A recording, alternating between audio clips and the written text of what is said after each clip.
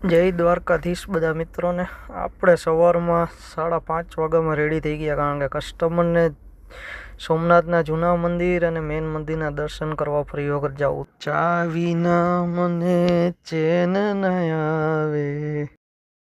ત્યારબાદ આપણે પહોંચી ગયા કસ્ટમરને પિકઅપ કરવા હોટલે। કસ્ટમર તો રેડી જ હતા, બસ આપણે 2 મિનિટ લેટ થઈ ગયા। તેને મંદિરે ડ્રોપ કરી આપણે પહોંચી ગયા પાર્કિંગમાં।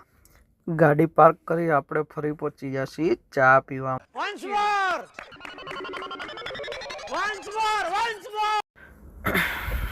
આપણે ચા પીને આરામ કરી લીધો થોડોક ટાઈમ, કલાક જેવું। ત્યાં તો કસ્ટમર પણ આવી ગયા દર્શન કરીને બારે। તો મેન પાર્કિંગના ગેટ પાસેથી એમને પિકઅપ કરી આપણે જશું હવે ડાયરેક્ટ હોટલ।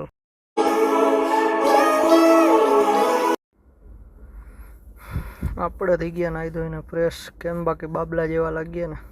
अबे साले, जो माफ करना, मैं जो उससे मैं इधर उधर निकल जाता हूँ।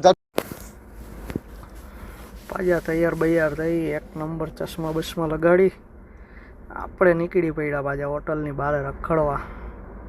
ચાલો સોડા, આજે આખો દિવસ આમ જ સોડા ઉપર જ જીવવાનું છે, કારણ કે ઉપવાસ છે। ગાય માતાને પણ એના ભાગનું જમવાનું મળી ગયું। આપણે પાછા પહોંચી ગયા હોટલે, સામાન બાંધી હીરાસર જવા માટે રેડી। કેમ છે બાકી ઢીંગલીનો ડાન્સ? જેતપુર ક્રોસ કરી ગાડીને એનો ખોરાક આપી આપણે પણ પહોંચી ગયા ખોડલદીપ હોટલમાં જમવા માટે। કાઢો મને કાઢો, આયા હલ ભાણો, કાઢો મને કાઢો, કાઢો રે એ કાઢે।